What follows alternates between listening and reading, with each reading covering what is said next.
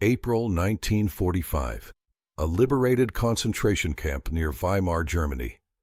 American troops had found evidence, recent graves, freshly turned earth, signs of hasty burials. The German civilians claimed they knew nothing. The guards had fled. The commandant was gone. But there was one man still there, an SS officer, Oberführer Ernst Keller.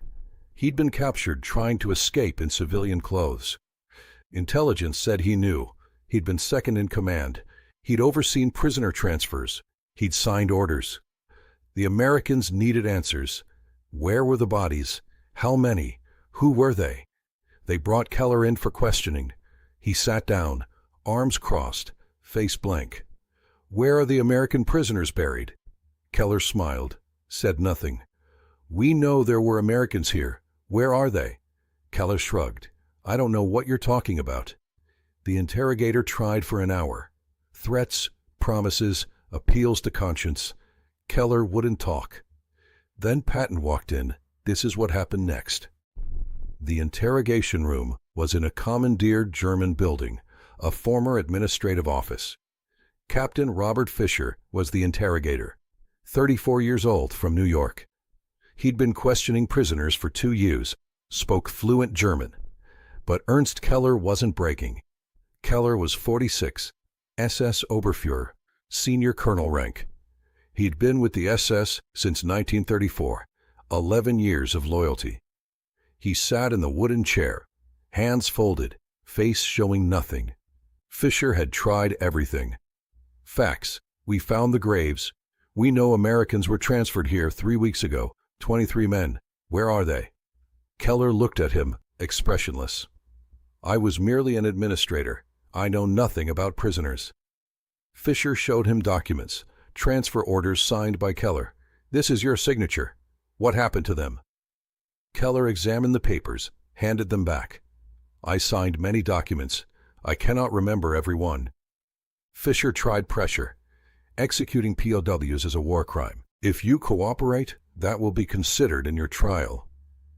Keller smiled, thin, cold. I have nothing to cooperate about. An hour of this, getting nowhere. Fischer stepped outside, spoke to Major William Hayes. He's not talking, sir.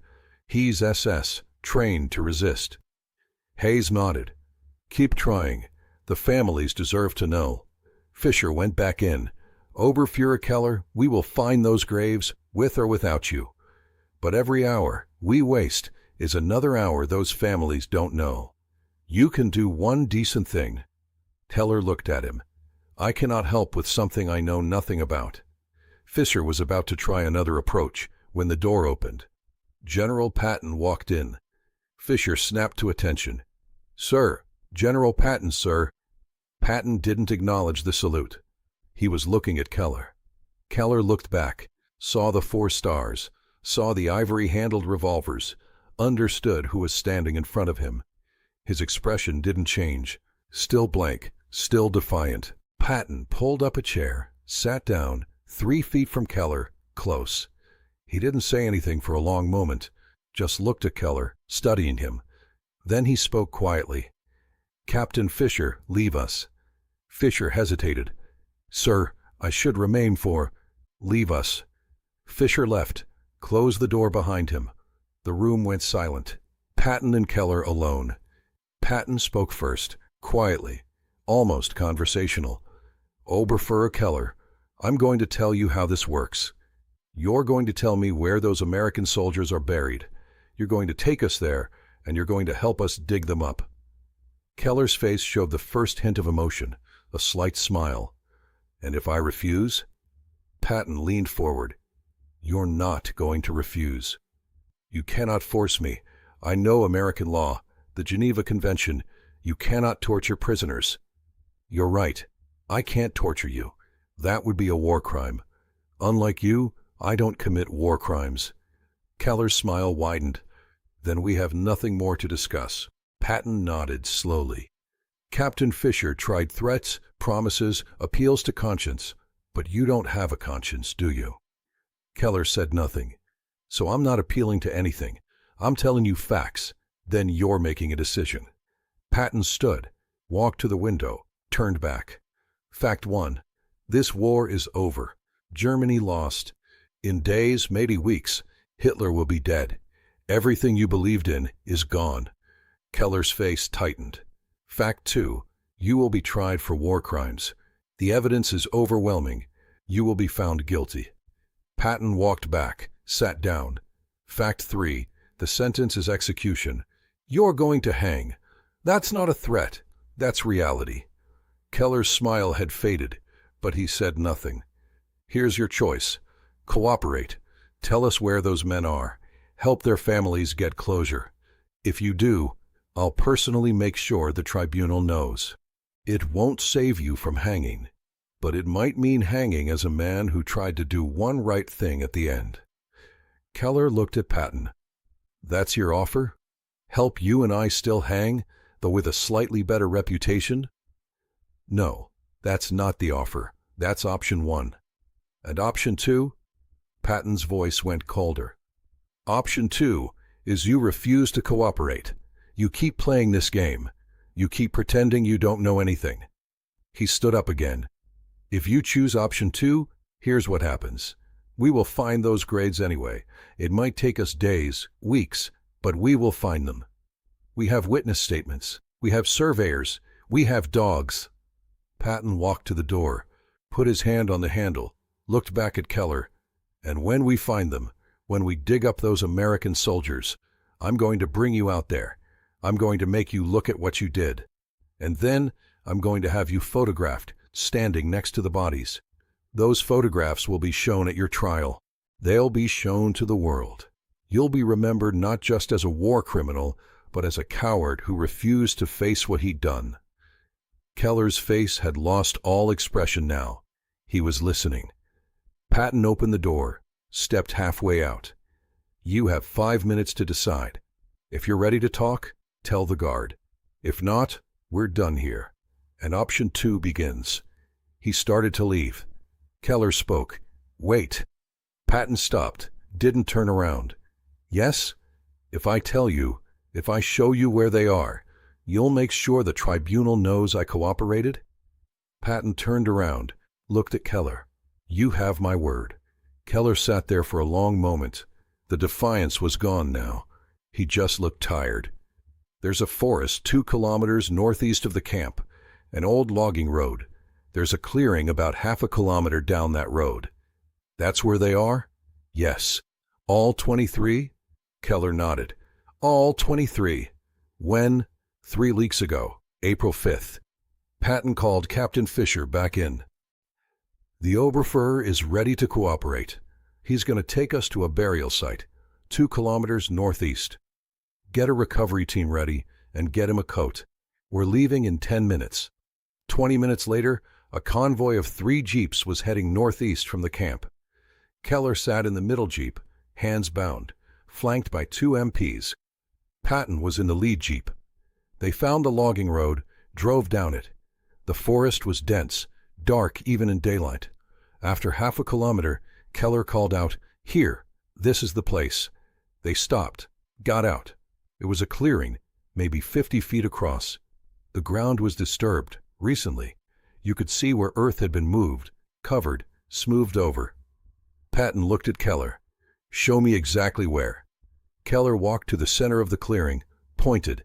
Here, 3 meters by 5 meters, about 1 meter deep.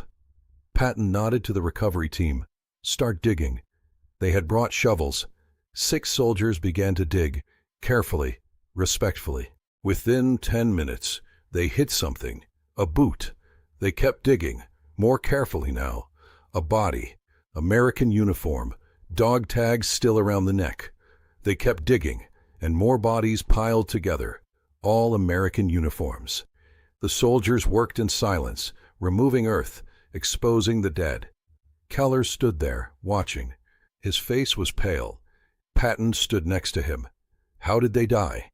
Keller's voice was quiet. They were shot. We were ordered to liquidate all Allied prisoners before the camp was liberated. We had no time to process them properly. Who gave the order? The commandant. He fled 2 days before you arrived.